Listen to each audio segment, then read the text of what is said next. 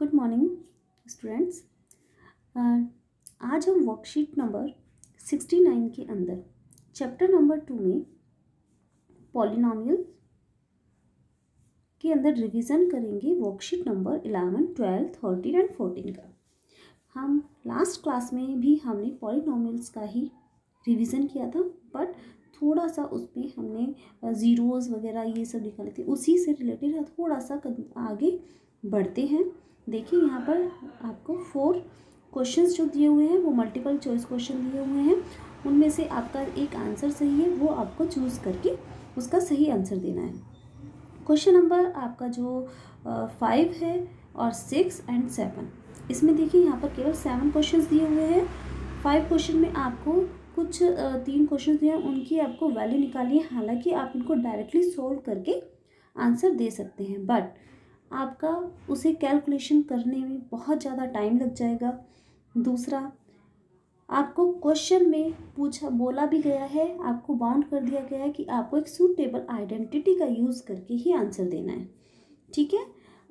दूसरा, अगर आप लॉन्ग मेथड से करेंगे इसको, कितनी बार 9 जैसे 7 की आप 3 बार मल्टीप्लाई करोगे तो बहुत लेंथी हो जाएगा, टाइम वेस्ट होगा और आंसर सही आए ना आए इसकी कोई गारंटी नहीं है। दूसरा, ठीक है, इसीलिए आइडेंटिटी को यूज़ करके हम कैलकुलेशन वर्क जो है वो कम कर लेते हैं, इसीलिए आइडेंटिटी बहुत यूज़फुल है। क्वेश्चन नंबर 6 है, उसमें हमारा फैक्टर करने हैं। इसमें भी आपको आइडेंटिटी का यूज़ करके फैक्टर करने हैं। And in the last question 7 आपको give possible expression for the length and breadth of the rectangle having area. आपको इसको सॉल्व करना है। इसके जो फैक्टर आएंगे वही आपके इसकी लेंथ और ब्रेथ हो जाएगी। सिंपल। चलिए अब स्टार्ट करते हैं। चलिए देखिए बच्चों, जो आपका फर्स्ट क्वेश्चन है, आपको बताना है the zeros of the polynomial. बच्चे जीरोस का हमने बताया था, जीरोस क्या होता है। जीरोस जो भी आपका क्वेश्चन के अंदर या कोई भी पॉलिनोमियल है उसके अंदर जो आपका वेरिएबल होता है उसकी एक ऐसी वैल्यू आती है, या उस वेरिएबल की कोई ऐसी वैल्यू जो इस पूरे पॉलिनोमियल को ज़ीरो बना दे, वो आपका जीरो कहलाता है, ठीक है। तो जैसे हमारा x² - 8 है, वो ज़ीरो हमने मान लिया। हम इसमें कुछ ऐसी वैल्यू रखेंगे ताकि पूरा पॉलिनोमियल क्या बन जाए, ज़ीरो। तो इस पूरे जब भी हम जीरोस फाइंड करते हैं तो उस पॉलिनोमियल को जीरो मान लेते हैं।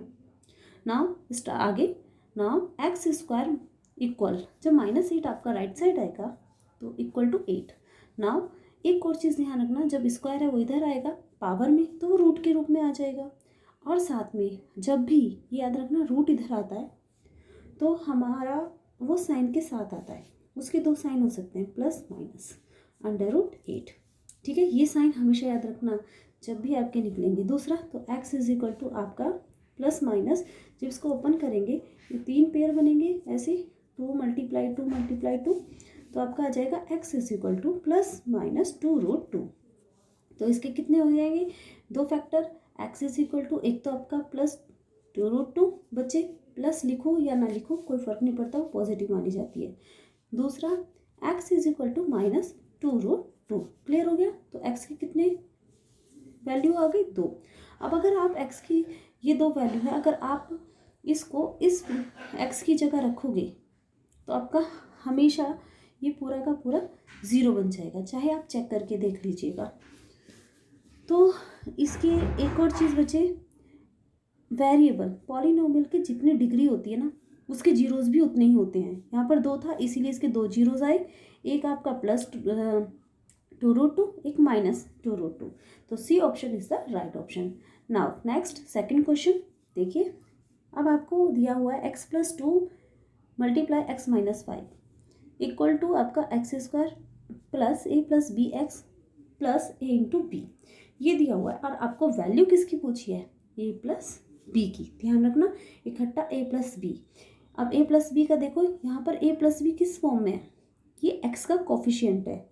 अगर हमें यहाँ से भी, इसकी जो लेफ्ट साइड है उसमें से भी अगर हमें x का कोफिशिएंट मिल जाए तो हम कंपैरिजन कर सकते हैं। तो वही x का कोफिशिएंट इस x के कोफिशिएंट जो a + b है उसके इक्वल हो जाएगा। तो आपको सारा पैटर्न समझ में आ गया होगा। तो चलिए let's start. x plus 2 and x minus 5 हम इनकी प्रोडक्ट करते हैं। x प्लस 2 x माइनस 5 बच्चे इक्वल में आपका जो मैं ब्लू कलर से सर्कल कर रही हूँ ना, वो साथ साथ चलता रहेगा। यहाँ पर ये स्पेस कम है और हमें थोड़ा टाइम भी सेव करना है, तो ये समझ लो ये यहाँ पर कंटिन्यूसली चलता जाएगा। ठीक है, चलिए अब देखिए ब्रैकेट के अंदर जो पहला ब्रैकेट है इसके अंदर भी 2 मेंबर है। मेंबर यहाँ पर मैं डिजिट को बोल रही हूँ, यहाँ पर भी 2 मेंबर है। जब ये एक घर है, जो ये वाला ब्रैकेट है आपका, ये एक घर है और एक ये घर है, तो जो पहला घर है हाउस है उसके मेंबर जब दूसरे घर के पास जाते तो वो दोनों मेंबर से मिलेगा। कहने का मतलब ये है कि ब्रैकेट के अंदर जितने भी मेंबर हैं, जितने भी डिजिट हैं, उसमें हर एक मेंबर की मल्टीप्लाई होगी, हर एक डिजिट की मल्टीप्लाई होगी। तो यहाँ पर आपका x की मल्टीप्लाई हुई x माइनस 5 में प्लस 2, अब ये प्लस 2 है तो यहाँ प्लस 2 की मल्टीप्लाई भी x माइनस 5 में होगी। इक्वल में आपका ये जो मैंने बताया था लाइन से चलता रहेगा। मल्टीप्लाई करी, पहले x ओपन हुआ, x के साथ मल्टीप्लाई x स्क्वायर, फिर माइनस 5 के साथ माइनस 5x, फिर plus 2x and minus 10। Clear हो गया। यहाँ पर x स्क्वायर बच्चे, यहाँ पे कहीं भी x स्क्वायर नहीं है, ये ऐसा का ऐसे ही रहेगा। अगर सेम पावर का होता उसके साथ ऐड हो जाता। यहाँ x की पावर 1 है, यहाँ पर भी x की पावर 1 है, 1 हम लिखते नहीं हैं। तो आपका ये एक माइनस में है और एक प्लस में है। जब अपोजिट होते हैं तो हमेशा वो जुड़ ही नहीं सकते बच्चे। जब कहते हैं ना 2 लोगों की सोच अलग होती है तो कभी साथ में नहीं हो सकते, इसीलिए हम यहाँ पे एक प्लस एक माइनस तो अलग रहेंगे तो माइनस ही होगा। तो 5 में से 2 गए 3 आए, पावर जीते साइन उसी का आएगा जो बड़ा होगा, जो जीतेगा, जिसकी पावर ज़्यादा होगी। पावर ज़्यादा किसकी है यहाँ पे, एक मतलब जो बड़ा नंबर होता है उसी की पावर ज़्यादा है।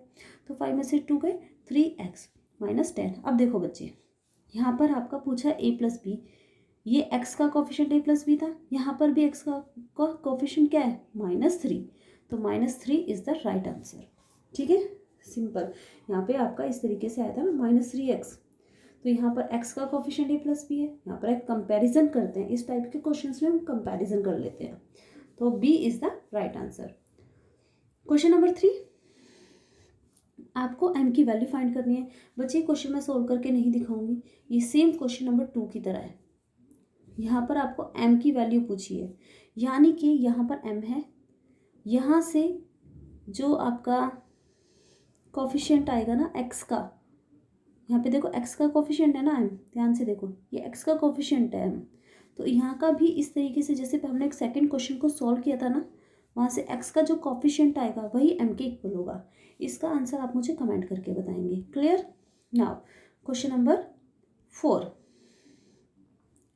If the factor of 5x square minus 18x plus 9 are, ये इसके फैक्टर्स आपको दे दिए हैं, are A X plus B and X plus B, then value of A and B. आपको ए और बी की वैल्यू फाइंड करनी है। क्लियर।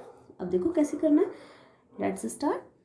5x स्क्वायर, अब ये इसके फैक्टर हैं, ध्यान देना ये इसके फैक्टर हैं, तो इस पॉलिनोमियल को जो सॉल्व करेंगे, सॉल्व करके जो फैक्टर आएंगे वो यही तो है, यही है, तो जिसके फैक्टर इसके इक्वल रख सकते हैं। Clear. Now start. 5x square minus का 18x प्लस का 9।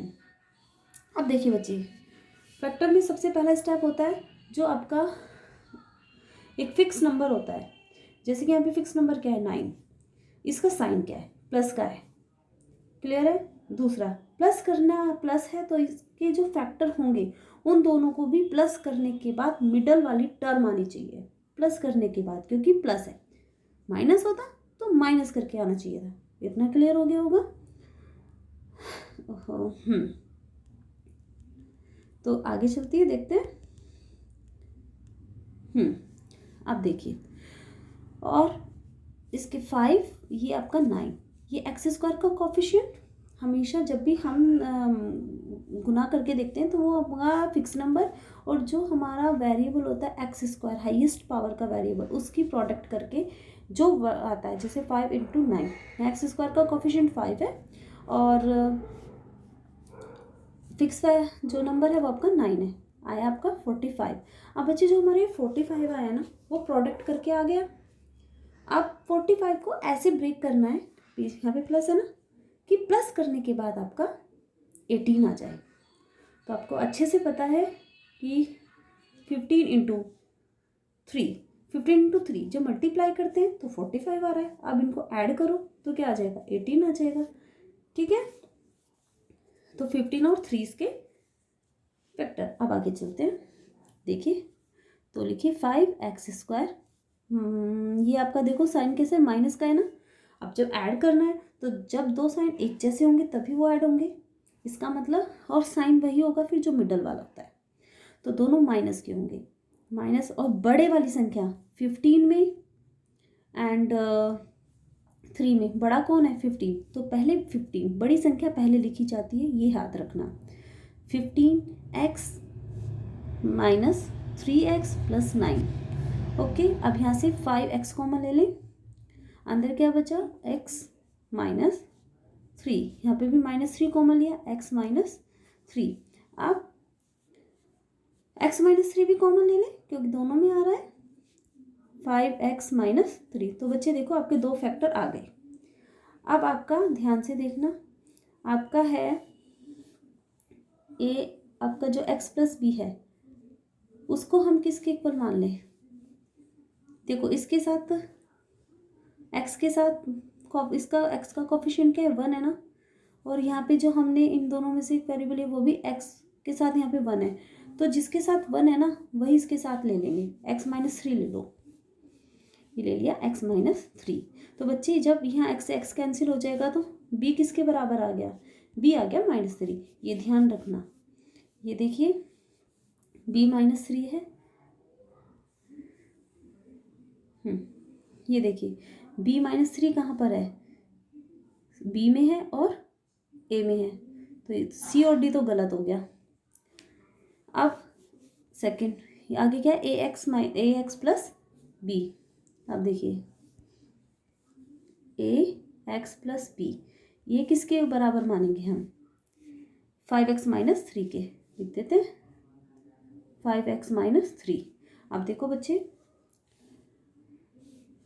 यहाँ पर b किसके बराबर है, -3, तो यहाँ पर -3 रख देते हैं, तो ax minus 3 equal 5x minus 3, -3 से -3 कैंसिल, x से x कैंसिल, तो a बराबर आ गया 5। ठीक है, आप ध्यान से देखिए, तो a बराबर 5 आया था, b बराबर -3, तो फोर्थ का a part is the right answer. ठीक है ना, क्वेश्चन नंबर 5, इसमें देखिए evaluate by using suitable identity. अब इसमें आइडेंटिटी है, मैं आपको एक में से एक पार्ट करके दिखा देती हूँ, बाकी पार्ट आप खुद करना, है ना। वो एक पार्ट भी मैं पूरा नहीं सॉल्व करूँगी, थोड़ा सा बता देती हूँ, आपको हिंट दे देती हूँ, वो आप खुद कर लेंगे। जैसे आपका फर्स्ट है 997 क्यूब, तो बच्चे यहाँ पर देखिए ये किसके नियरेस्ट है, हमें पता है कि 10 है, 100 है, 1000 है, इनकी कैलकुलेशन करना बहुत आसान हो जाता है, और ये किसके सबसे ज़्यादा नियरेस्ट है, इसी तरीके से तो ये 1000 के नियरेस्ट है। आपको पता है ये 1000 में से अगर हमने 3 माइनस कर दिया, ठीक है, तो आपको माइनस करने के बाद यही आ जाएगा, इसका क्यूब है, ये क्यूब आ गया। अगर आप इसको डायरेक्ट करेंगे तो बहुत लेंथी हो जाएगा, मैंने शुरू में बताया था। अब ये a माइनस बी का होल क्यूब है, तो बच्चे मैं आपको आइडेंटिटी बता देती हूँ, बाकी आप आगे खुद करना। तो a की क्यूब फॉर्मूला क्या था, a माइनस बी का होल क्यूब। देखिए a माइनस बी का होल क्यूब किसके बराबर होता है, a cube minus B cube minus 3ab bracket में a माइनस बी। क्लियर। अब यहाँ पर देखिए, यहाँ पर a किसके बराबर है, आ जाइए, ये देखिए a किसके बराबर है, 1000 के, ठीक है, और b किसके बराबर है आपका, b किसके बराबर है, -3 के। क्लियर है, यहाँ पे b आपका हो गया -3 के। ठीक है, अब आप ये जो आपकी आइडेंटिटी मैंने लिखी है, इस आइडेंटिटी को लिख करके आप a की जगह 1000 और b की जगह -3 रख दीजिए और सॉल्व कर दीजिए, तो आपका आंसर आ जाएगा। क्लियर है, इसी प्रकार आप इसके सारे पार्ट कंप्लीट कर सकते हैं। क्वेश्चन नंबर 6 में बच्चे, इसमें भी आपको सूटेबल आइडेंटिटी का यूज़ करके क्वेश्चन को सॉल्व करना है। ठीक है, वो सॉल्व कैसे करेंगे आप देखिए। जैसे मैं एक एग्जांपल बता देती हूँ आपको करके। जैसे थर्ड है 9 - 4x²। तो बच्चे यहाँ पे देखिए, ये आपको लगभग ऐसा लगेगा क्योंकि स्क्वायर है ना, स्क्वायर ये पेयर बन सकता है। जैसे 3² - 2x का होल स्क्वायर, ओपन करेंगे 3 3 से 9 आ जाएगा, 2 2 से 4, x × x² आ जाएगा। अब ये देखिए ये किस फॉर्म में दिख रहा है, इसी तरीके से दिख रहा है a² - b², a² - b²। वो किसके बराबर होता है, a + b and a - b। That's clear. अब a बराबर क्या है यहाँ पर, a आपका 3 है ना, और आपका b क्या है, आपका जो b है वो आपका 2x है। सिंपल। तो आप आपका क्या लिख सकते हैं, a + b a - b, यानी कि 3 - 2x हो जाएगा और एक हो जाएगा 3 + 2x। क्लियर हो गया, दैट्स योर आंसर।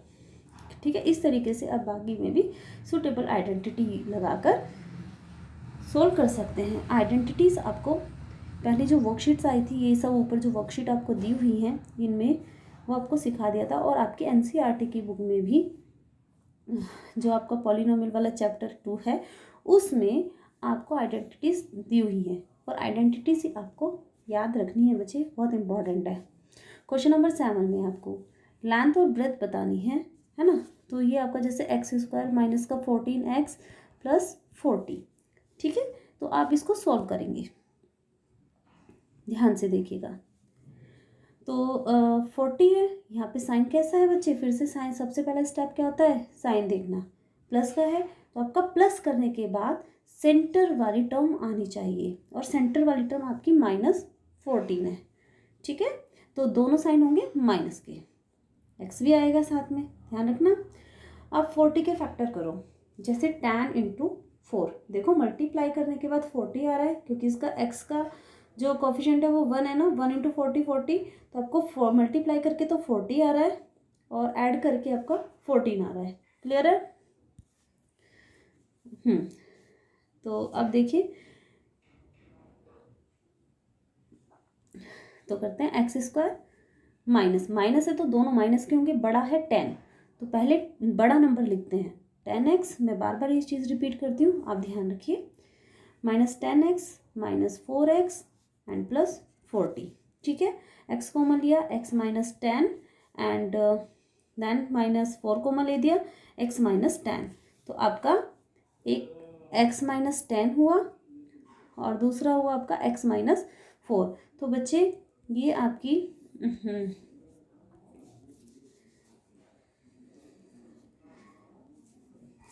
ये देखिए, तो आपका जो x - 10 और x - 4, एक लेंथ और एक ब्रेथ। क्लियर हो गया। तो ये आपके एक वेरिएबल के रूप में आपका, यानी कि एक जो ये possible expression of the length and breadth of rectangle having area, तो आपका लेंथ और ब्रेथ आ चुकी है। ठीक है बच्चे, इस तरीके से आप सॉल्व कीजिए। और बच्चे अगर आपको पसंद आई है वीडियो तो आप इसको लाइक भी कीजिए, और साथ में आप इसको सब्सक्राइब ज़रूर कीजिए और शेयर कीजिए। ठीक है, ताकि आपको मेरी दूसरी नई वीडियो मिल जाए और बच्चों आपको वर्कशीट समझने में कोई दिक्कत ना हो। ये इसलिए बनाकर भेजी जा रही है आपको क्योंकि आपके फ़ोन हैंग हो जाते हैं और आप बहुत सारा डाटा आपको डिलीट करना पड़ जाता है अपने फ़ोन से। तो हम आपके स्कूल टीचर्स हैं, ताकि इसलिए मैंने ये सहारा लिया है, क्योंकि आप जब चाहे इसको यूट्यूब पर ओपन करके देख सकते हैं। थैंक यू बच्चों।